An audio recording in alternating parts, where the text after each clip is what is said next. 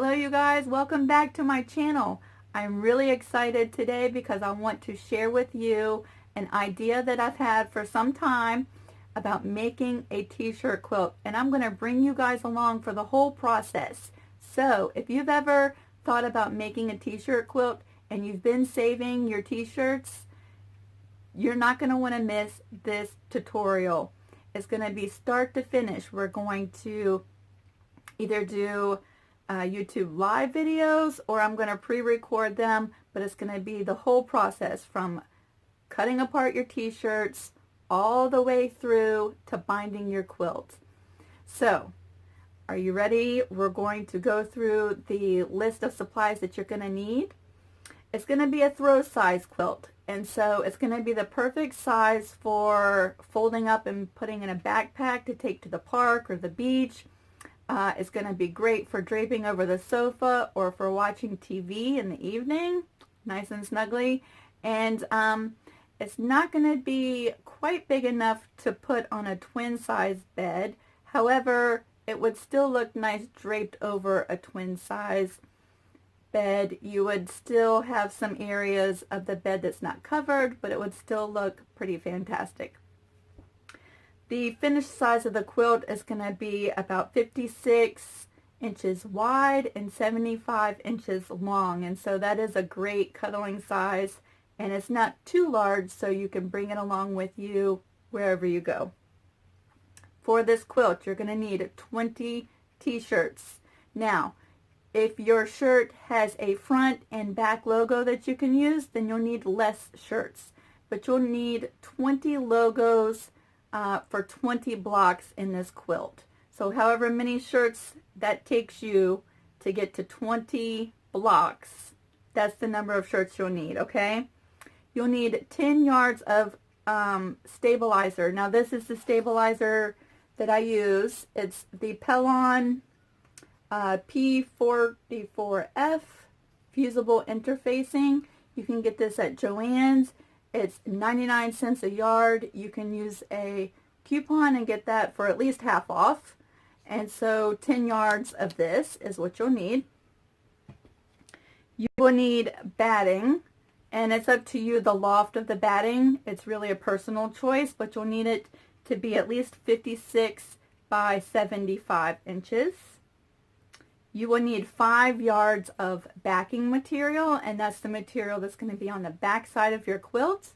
And I'm going to show you how to piece that together to make one large piece of fabric for the back of your quilt. You'll need a half a yard of binding material, and so that's your choice. You get half a yard of material that's going to match your quilt, and I'm going to show you the process of making that binding. And then you'll need your basic sewing materials. You'll need scissors, a rotary cutter. You'll need a cutting mat. Now, for me, for ease of making a quilt, the larger the better. But any size cutting mat that you'll have, you'll want it at least 15 inches large. Okay, 15 by 15. Let's see, a ruler. Like I said, we're going to be doing a basics block style t-shirt quilt. And so to make these measurements with the number of shirts that I told you, we're going to use a 15-inch ruler. This is an Omnigrid ruler. I got it from Joann's. Again, you can use a coupon to get this at least half off. This makes it really easy and fast for centering your logo and cutting out your t-shirt square. However, if you do not have this, if you have just your basic ruler that is at least 15 inches long, then you can use this and your mat to cut out your squares. Okay? You will need some marking utensils so that we can find the center of your logo and mark the center in both directions so that we can make sure that your logo is in the center of the square. I use a white chalk marker, or these water-soluble markers. This one's for dark fabrics and this one's for light fabrics. And then they just wash out of your quilt. I've never had a problem with these staying in after the quilt was washed. You will need some safety pins. And this is for basting your quilt. When we get to that part of the process, we're going to want to baste our quilt. And so I like to use pins if I'm quilting on this machine, or you could use a spray basting also, whatever method you find easiest. So you'll need a pins or spray basting. Let's see, you'll need your iron. Of course, you'll need some Elmer's school glue. If you've seen any of my previous videos, you know that this is very helpful. And we're going to be using this in the tutorial, and so it'll make sense when we get there. Pick you up a bottle of school glue.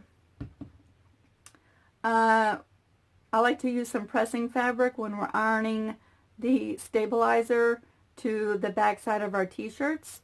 And so just a regular piece of muslin scrap that you have, that'll come in handy when we're pressing our stabilizer. Of course, you'll need a thread for sewing and scissors to cut apart your shirt. I may have already said that. So, shirts, stabilizer, batting, backing material, binding, rotary cutter, mat, rulers, Elmer's glue, thread, marking pencils, an iron, pressing fabric, and pins for basting. Now, I am going to show you how you can quilt your quilt on a domestic machine. I have a long arm, and that's how I'm going to quilt my quilt when we're done. So if you go through this process and you get to the quilting and it's not something that you're excited about doing, I'm going to offer a 15% off discount to those who have made this quilt along with me in the series for long arming your t-shirt quilts. And for those of you who are interested in learning how to quilt on your domestic machine, that will be part of the series. And so I'm really excited. I'm hoping that this answers a lot of your questions about making t-shirt quilts. Of course, this is going to be your basic, most standard t-shirt quilt, but it's still going to be fabulous. I mean, what's better than having all your memories together, something you can hold and cherish? And let's get these t-shirts out of the drawers and out of boxes, and let's bring these memories back to life and back into use. If you have any questions, leave them below. You can also follow me at Lisa Capen Quilts over on Facebook, and feel free to post pictures if you have questions like, can I use this shirt, or is this ruler okay? How about this cutting mat? You can leave all of those picture comments over there on Facebook. And we do have some time. January the 14th is when I plan on starting. And if you are watching this, I am recording this today is November the 14th. So we have some time. That gives you some shopping time, time to look for coupons and save money if you need to purchase materials. And I look forward to seeing you guys in this Quilt Along t-shirt series. And I am excited about seeing your quilts when you're finished. Thanks for watching, you guys. I hope you guys have a wonderful week. I'm getting over pneumonia, and so pardon my voice, but I'm getting back in the studio and excited about working. Have a great afternoon, you guys.